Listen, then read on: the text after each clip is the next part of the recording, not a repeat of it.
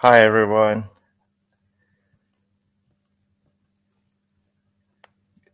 Can people put on the chat if they can hear me speaking?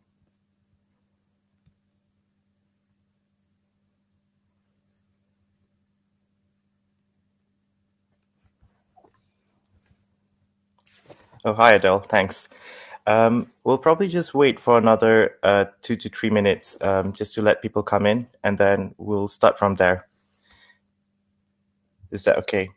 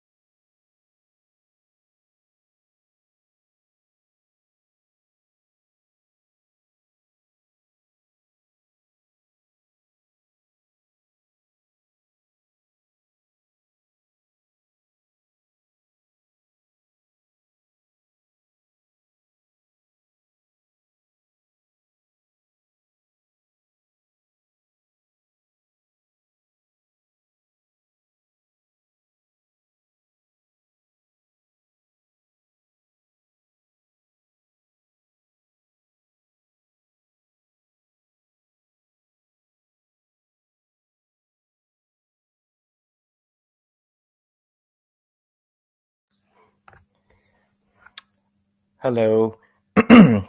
Thank you very much for everyone that's attended today. Well done. Well done for coming in, especially on a Saturday evening. And I know everyone here is uh,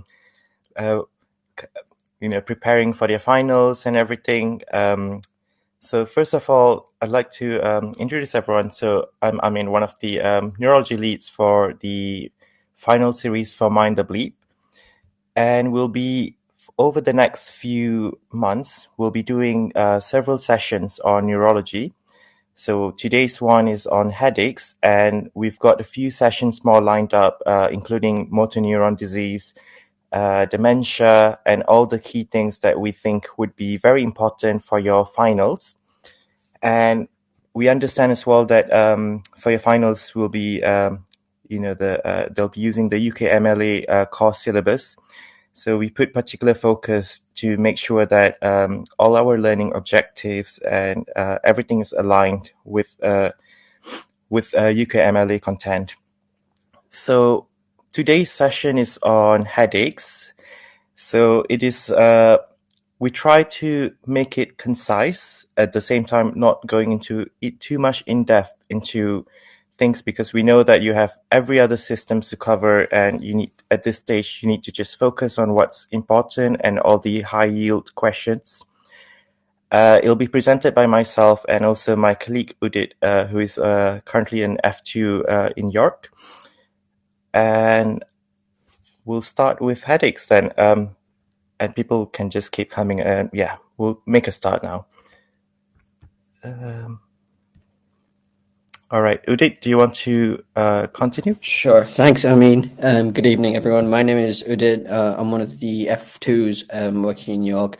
I'm going to talk to you a bit about headaches today and the different causes of them. So, as you guys approach the beginning of your FI1s and obviously your exams, Headache is something that you will see a lot, whether it's, in whatever setting you work in, whatever specialty you work in.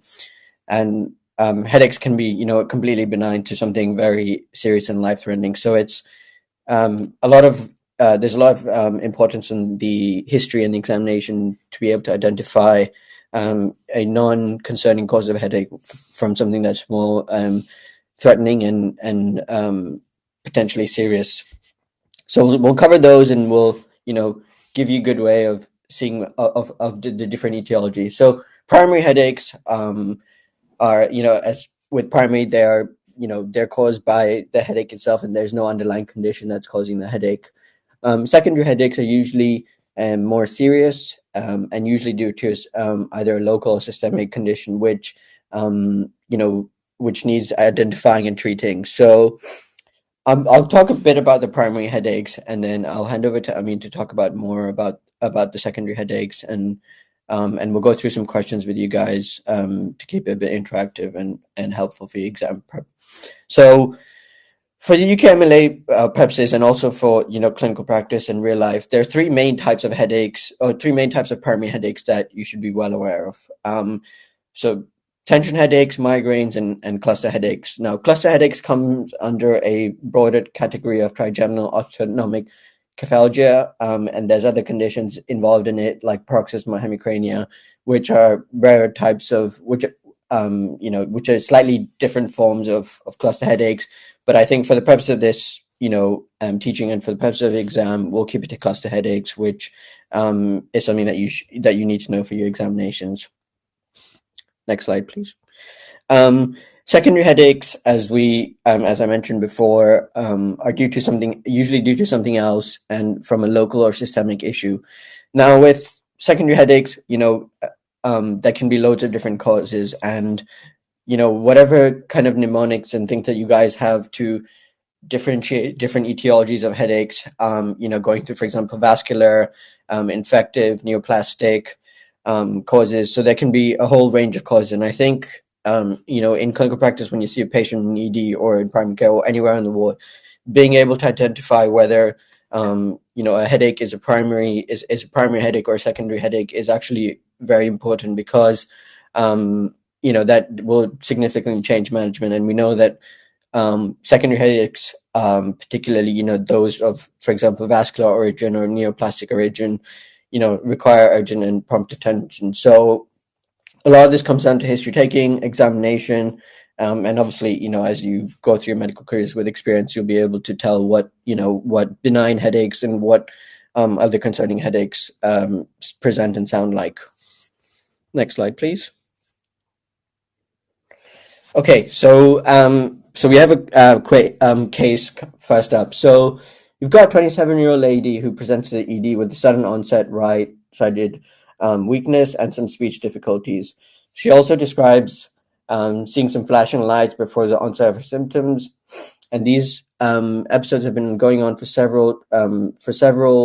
have happened several times over the past year, often accompanied by a severe headache.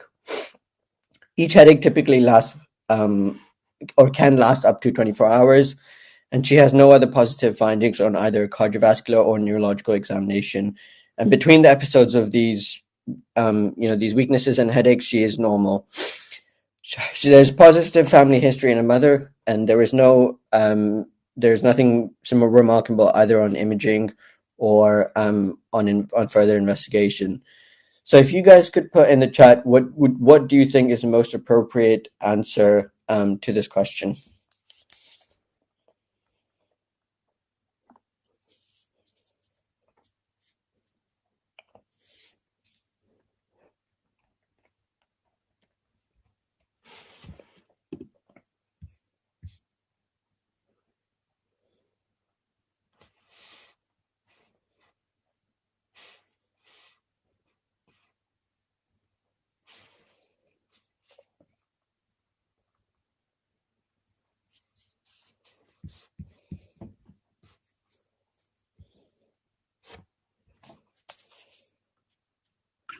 Okay. Oh, thanks, Anil, for setting up the poll. We'll just probably give like 1 more minute to wait for everyone to respond.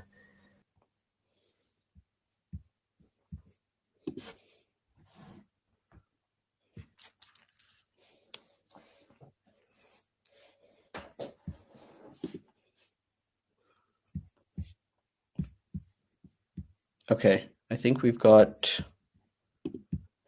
um, 13 responses now so far, and I think okay, that's fine. So the majority of people have said C, and we've got a few responses for both B and A. So this is a case. So this is so this can be quite often, a case of mimicking two different things. So what this is, so this 27-year-old has presented with what seems like aura symptoms. So she's got right-sided weakness, speech difficulties, and flashing lights before her headache. Now, normally when weakness and speech difficulties can often be associated with something vascular like a stroke. But in her case, these are sort of the aura before the headache comes on. And so this is what this is a characteristic history for a hemiplegic migraine, where there is motor symptoms on one side of the body. So in this case, right side, that happen as part of the aura prior to the actual headache. What's really important to understand and to be able to differentiate from something, for example, that's more serious like a stroke or a vascular cause, is to understand that obviously on her neurological examination, there was nothing abnormal, and brain imaging was completely unremarkable. So it's important to understand, or to as well as to ask in between the episodes, that if the patient encounters any persistent weakness or difficulties with speech, or whether these last just before the headache and then resolve as the headache comes on. And obviously with a migraine, the management for a hemiplegic migraine is similar to migraine with or without aura, and would be, the acute treatment would be with sumatriptans and ibuprofen to begin with. So migraines is a very common cause of headaches, that both in primary care as well as in secondary care. It's most common in young females, and there is a strong association with family history. So people in the family who have it are more likely to, it's more likely to affect future generations. And it does present with quite a classical history, although it can be sometimes difficult to differentiate between tension headaches. It usually, it can have an aura or it cannot. And, this aura is thought to be a transient neurological symptom before the onset of the headache. And these auras can include visual symptoms such as floaters, zigzag lines, or flashing light, or other sensory abnormalities such as weakness, numbness, or paresthesia. So in the case before, it was motor weakness on one side of the body. And then the aura is then succeeded by the headache itself, which is a classical unilateral throbbing headache, and usually lasts between 4 to 72 hours.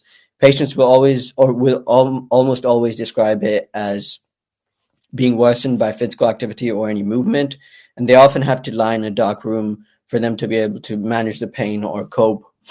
So, key features to ask in the history for, a migraine headache is whether it's unilateral, how long does it last, what makes it better and what makes it worse. And sometimes it can be, or quite commonly, it is also associated with photophobia and phonophobia, which is sensitivity to sounds. Migraine, there's acute treatments with NSAIDs and triptans. Most patients who have migraines will know how to use the triptans, and sometimes patients need prophylactic treatment as well, especially if their migraines are very frequent, which we usually classify as once a week, or it's having a significant impact on their lives, which migraines usually tend to. And with prophylactic treatment as well, these three are the main medications that are kind of licensed at the moment by NICE to use for migraine prophylaxis. But obviously, with propranolol, it's generally contraindicated in asthmatics. Topiramate is another difficult one because it is teratogenic and requires that patients be on highly effective contraception. And because migraines generally affect young females, for a vast majority of the population group, it is, an obstacle in the sense that patients either don't want to be on contraception, or they don't want to be on contraception that topiramate requires you to be on. And with amitriptyline, again, it works well, but it has a lot of side effects, like being sedative and other anticholinergic side effects, which make tolerance poor. Next slide, please.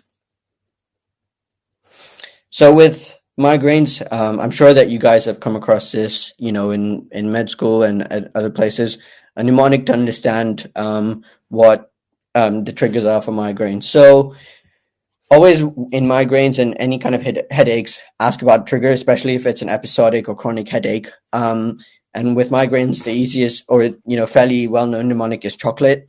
So it's quite useful to understand and ask patients about if any of these factors cause or trigger their migraines. So we've seen people, for example, whose migraines have been triggered by alcohol, lack of sleep, or as well as too much sleep, foods. Contraceptives are also known to sometimes trigger migraines. So it's worth asking patients about what is triggering their migraines, and if they don't know, maybe to be careful about some of these factors and see if altering any of these may make a difference or cause more headaches. Next slide, please. So another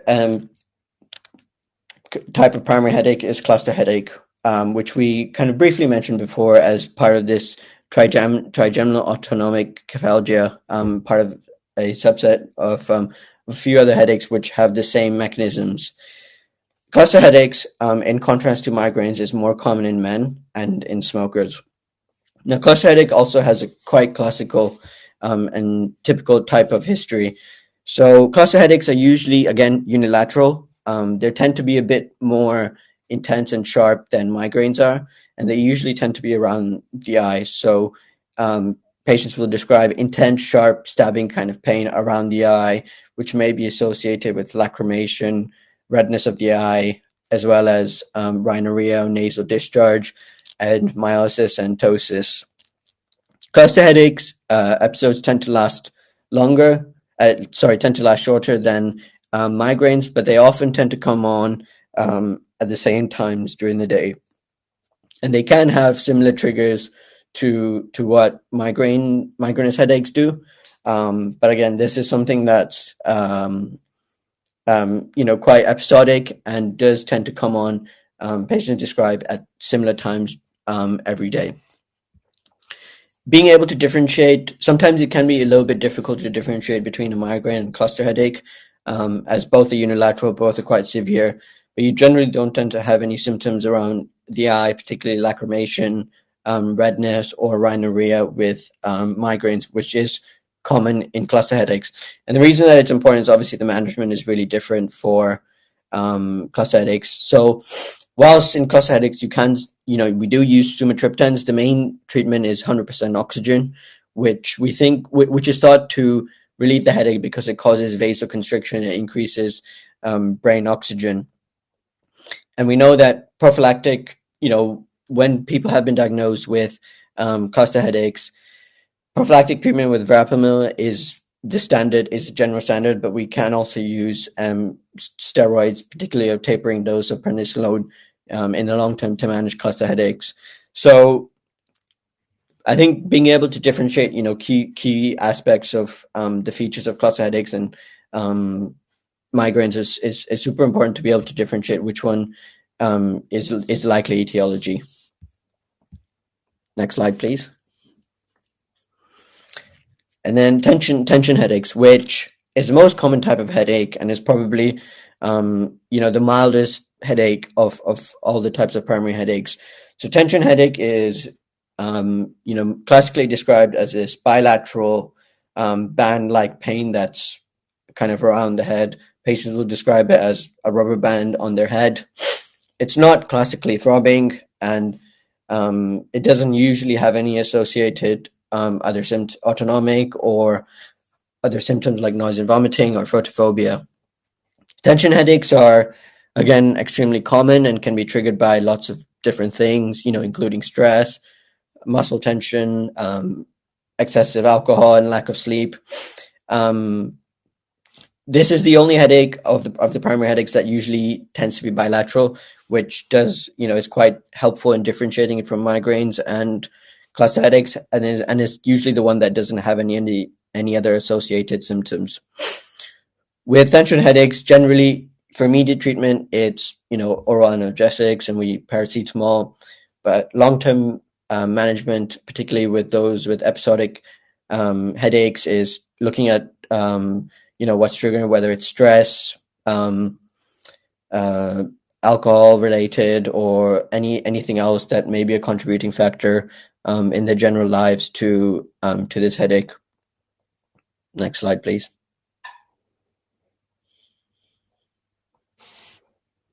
I'll hand over to Amin to talk about some of the other causes for secondary headaches. Thank you, Udit. So I'll be talking more about meningitis. In the chat, there's a question about topiramate. Thanks, Anel, for replying. I think I agree with Zenel's response as well. So far, there's no evidence with regards to contraindications for male. What we've found so far is just for females who's trying to get of childbearing potential. Then that's something that you have to be wary of. So speaking of meningitis, so meningitis is a very important cause of secondary headache. It's usually caused by bacteria and virus. So for virus one, we normally won't do much of we supportively manage it. You won't give antibiotics and everything, and it's usually less serious than bacterial meningitis. And the causative organisms for meningitis depends on the age of the patients as well, which we'll delve into deeper in the next few slides. So meningitis obviously presents with the triad of symptoms: fever, headache, and neck stiffness. Sometimes in exam, it can say as the neck stiffness can be phrased as nuchal rigidity. So and usually these patients won't even be able to turn their head, flex their head to the right or left. You get photophobia as well, and by photophobia, patients usually cannot even see light. They have to wear proper sunglasses because it's very painful for them. Next, they also get nausea, vomiting, and also non-blanching rash. So by non-blanching rash is when the best way is when you put pressure on it, it doesn't disappear. And the best way is the clear glass method, where you roll over the clear glass over the rash and it's still present. So other specific signs when examining patients with meningitis, the two things that you need to understand in exams, and usually they'll phrase it in questions, is upon extension of the knee, they get pain. So those are the two main signs is Koenig and Brudzinski's sign. So for Koenig's sign is when you flex the hip and then you try to extend the knee. Patients usually cannot tolerate it very well because it's very painful. Essentially, what you're doing is you're trying to stretch the meningeus layer in this area, in this examination. The second one is Brudzinski's sign. So when you flex the patient's neck, they will involuntarily flex their hips, as you can see over this picture over to the right, which we took from osmosis. And this is as well as a compensatory mechanism for them to avoid the pain. So for meningitis, usually if if you're in a GP setting and if you suspect that your patients have meningitis, what you do is usually you won't delay their transfer to hospital. But if you confirm that it's definitely meningitis, what they give is usually intramuscular benzyl penicillin. But this shouldn't delay transfer to hospital because for bacterial meningitis especially, time is of the essence. And then as you soon go to hospital, as an F1, as a future F1, what you have to do is to go through a systematic steps of assessing the patient. So you go through an A to E approach. So you see if their airway is stabilized, their breathing is all right, circulation, are they peripherally shut down, and then go for disability, are they conscious, is their GCS intact, and if there are any neurological weakness, signs and seizures. And then as an F1, it's also important for you, future F1, it's important for you to know what are the red flag signs in people who present with meningitis.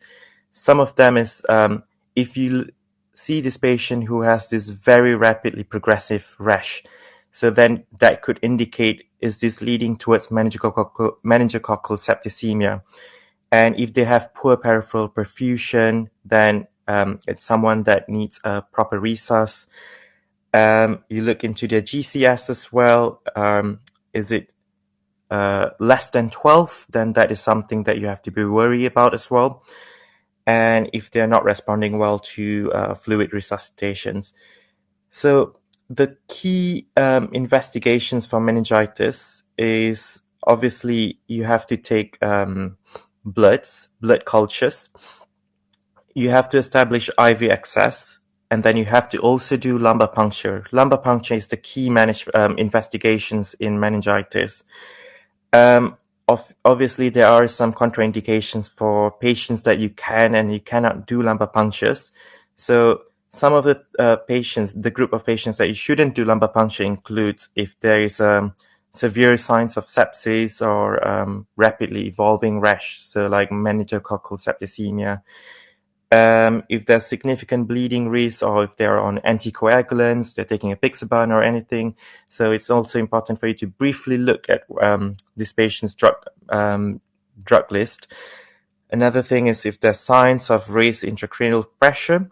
So if they've got papillary edema, or their GCS is less than 12, or if they're having uncontrolled seizures. So these patients are the ones that you have to be wary of not doing, or maybe delaying the lumbar puncture and just empirically treat it with antibiotics. So once you receive the patient, you take the lumbar puncture, you've done the blood cultures, you've got the IV access. What you do next is you give IV antibiotics. So if you go into treatment sections, you have to treat them with urgent antibiotics. So you give them cephalosporins. Most of the patients, you treat them with cefotaxime or ceftriaxone sometimes.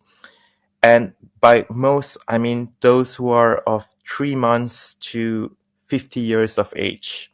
So why this is because those who are less than or younger than 3 months of age, and those who are older than 50 years of age, are more likely to get infection by listeria. And for these patients, you have to also cover them extra with amoxicillin. And it's also important for you to do contact tracing and treat patients, whoever that their relatives or whoever that lives with the patients who had meningitis, with prophylactic treatment. And these includes either ciprofloxacin or rifampicin as well. So CSF analysis. This is a very clunky table, but obviously for your finals, it's important to just briefly know the key things to look for in the cerebrospinal fluid analysis for meningitis patients. The main thing that you look for is the appearance of the CSF fluid, whether if it's cloudy, clear, or sometimes in exams they might say fibrin web, which indicates tuberculosis. So generally, the key things that you have to look is appearance, the glucose, the protein, and the white cells of the CSF. So for bacterial meningitis, usually the appearance is cloudy CSF. And for viral, it's usually, I'll go for bacterial first. The glucose is usually lower than the normal plasma glucose, and it's usually less than half. It's usually, the way for me to remember is for bacteria, usually bacteria eats require food and energy, so they eat the glucose away in the CSF. So that's why the glucose is low. And their protein level is usually normal or high, raised. And their white cell count is predominantly of polymorph neutrophils. And for viral, it's usually clear appearance of the CSF, and their glucose is around similar but slightly less than the normal plasma glucose, and their protein levels is usually normal or raised, and their white cell count are usually predominantly lymphocytes. Now, for tuberculosis, meningitis, you get cloudy or fibrin web is usually the key terms in the appearance for tuberculosis, and their glucose is low, and their protein is high, and it's mostly lymphocytes. And for fungal, it's cloudy, and it's the glucose is low, and it's mostly lymphocytes. So I'll just give a few minutes, 1 or 2 minutes for people to read this very short question. And I would really appreciate if you can write in the chat what you think would be the response to this.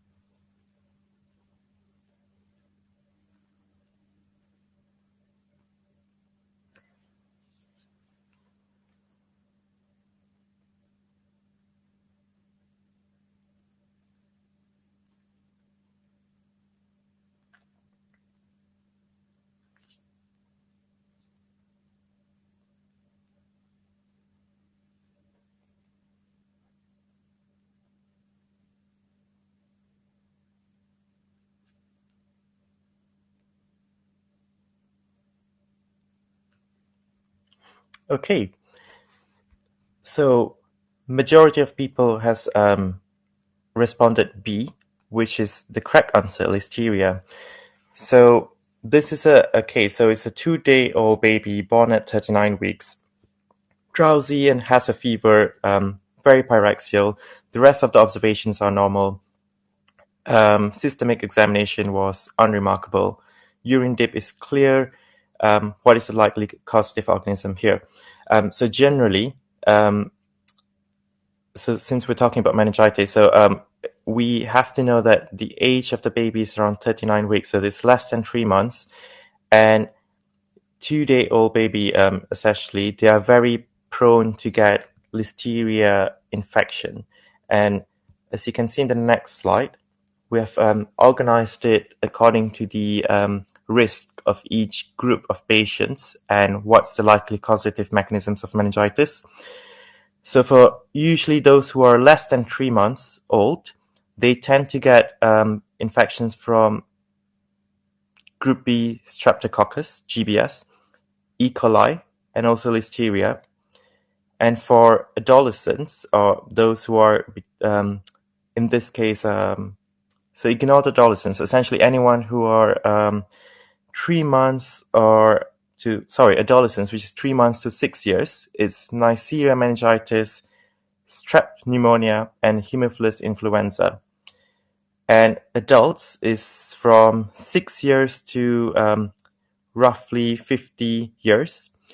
It's a strep pneumonia, Neisseria meningitis, and listeria. And whoever's that's older than this is prone to get listeria as well. I think, sorry, there's a bit of a typo. These adults should be elderly patients who are older than 50 years old. And the adolescents should be adult. Apologies for that. Next one will go on encephalitis. So encephalitis is essentially inflammation of the brain parenchyma and may occur together with meningeal inflammation, so a term that we call meningoencephalitis. It's mostly, we can categorize it in 2 broad categories, either infectious pathology or autoimmune pathology. So for infectious pathology, so majority of encephalitis case is caused by infectious pathology, and of this, most of them is caused by viral encephalitis. It's mainly HSV1 and HSV2. And in exams, most of the time they will likely test you on HSV encephalitis rather than autoimmune encephalitis. You can get other viral encephalitis such as Epstein-Barr virus, measles, mumps, and also Japanese encephalitis virus, which is predominantly in the Asian countries. You can also get infection from bacteria, fungus, and parasites, but these are less common. Now, for autoimmune encephalitis, the most common one is something called anti-MNDA receptor encephalitis. And sometimes patients who have cancer will also get an autoimmune encephalitis. So how this works is your immune system usually, rather than targeting the cancer cells, what they do is they mistakenly target your normal healthy brain cells, and that is how you get autoimmune encephalitis. And the same mechanism works for post-infectious encephalitis. So we've recent studies have many show that people sometimes after COVID, there is a risk that they can also get post-COVID encephalitis as well, and that is something for you to be aware of. Clinical features of encephalitis: you get fever, headache, and you get psychiatric symptoms. They can get psychosis, they acutely confused, agitated, having hallucinations, and they also get seizures, and they get nausea and vomiting. Now, the main investigations for encephalitis is you do lumbar puncture, and sometimes in lumbar puncture, you can see that in the CSF, what it shows is lymphocytosis and elevated protein. And this is because lymphocytosis, lymphocytes, because most of the time in encephalitis, it will be from viral induced. And you can do PCR for HSV, herpes simplex virus. And you can also investigate it with CT or MRI, but MRI is much better than CT scan. And as you can see on the image over on the right side, MRI, usually what it will show is it'll be on the temporal lobe, where you can see hyper density or hypertenuation in the MRI, which over here is in the temporal lobe. Most of the time, HSV will also attack on the temporal lobe. And you can do autoantibody screen, and this is mainly if you're suspecting it's of the autoimmune encephalitis. So for treatment, it really varies. So if it's infectious encephalitis, most of the time you do best supportive treatment. Most of the time for other viral encephalitis, so Japanese viral encephalitis or Nipah virus encephalitis, there's not really any antiviral therapy that's, there are a lot under investigations, but at the moment it's best supportive care. But for HSV encephalitis, you give IV acyclovir, which is antiviral. And this is HSV1 and HSV2. For autoimmune encephalitis, most of the time you start with giving IV steroids. But if IV steroids does not work, usually after like few weeks, then they can start giving the patient with intravenous immunoglobulin. And there's also other things such as plasma exchange, plasmapheresis, and those are something that you can think of further down the line as well. So for the next case, I'll give you a few minutes to read and also put your response on the chat as well.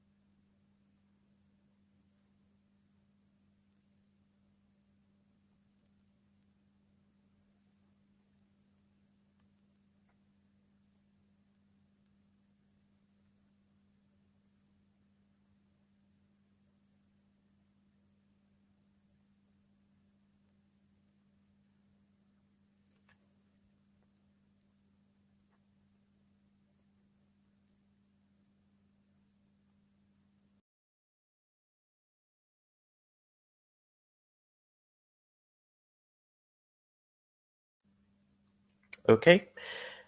So a little bit of the case. So 35-year-old woman presents to the ED with constant global headache that progressively worsened over the past month.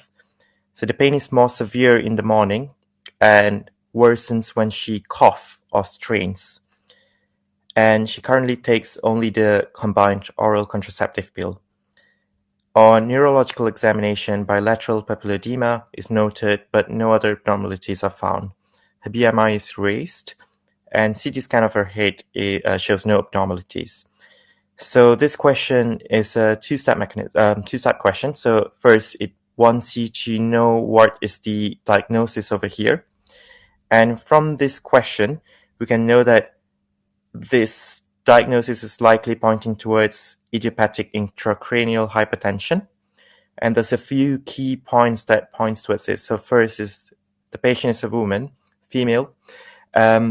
Next, she has a raised BMI, and she is also taking contraceptive or oral contraceptive pills. So those are the risk factors. And the other thing is the nature of the headache also points towards IIH, especially with something that raises your intracranial pressure, such as coughing, and those are sometimes pointing towards this diagnosis.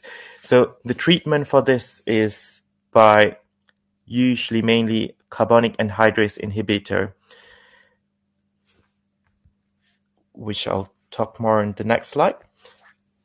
So we've gone through the risk factors. So idiopathic intracranial hypertension is essentially when you have raised intracranial pressure in the brain, and these leads to the headache itself. And the risk factors mainly is obesity, female, and certain drugs, including combined oral contraceptive pills. You've got steroids, and I think vitamin A or retinoids is also a risk factor drugs, and pregnancy as well. And the clinical features for this is you get bilateral headache, usually worse in the morning, on coughing or lying down, and blurry vision, tinnitus, and you get papilledema, and also sixth cranial nerve palsy may be present. It's not all the time, but it may be present. Essentially, when your ICP is raised, then this can put pressure on your sixth cranial nerve, which then can cause cranial nerve palsy. So on examination of lumbar puncture, what the key takeaways usually, you'll see that it has a raised opening pressure. So the treatment for what you need to know for finals is very simple. You start first with weight reduction, and the main medical treatment that you give is carbonic anhydrase inhibitors, which is acetazolamide, or another thing is topiramate. Topiramate has a positive side effect as well because it actually can cause weight loss. So technically it works in both ways. Like it's a carbonic anhydrase inhibitors, which means it drives the fluid out from your ICP, hence it lowers down your intracranial pressure. The next thing is it facilitates the weight loss as well. You can try furosemide as well, and this one is mostly temporary measure for which is repeating lumbar puncture. It's not usually something that you would do as a definitive management, but if it's something very urgent and you think it's something that requires action, then you can do lumbar puncture in something called therapeutic lumbar puncture. Oh, I think that's all of it. It's headache generally is a very, very broad presentation. There's so many diagnoses and conditions related to this headaches. So what we're aiming for is over the next few sessions, we have multiple sessions which will also cover some of the headaches that we haven't covered from today's session. And of course, I would definitely appreciate if those of you attending could kindly complete these feedback forms. We are also, this is one of a few times organizing this, and we would greatly appreciate your input in terms of how we can improve this, whether you wish us for us to go more in depth or more simplified. Just let us know how you think and what is the best way to tailor your final revision. Thank you very much. And if there's any questions, I would just wait around here for the next few minutes to see if there's anyone with any questions in the chat.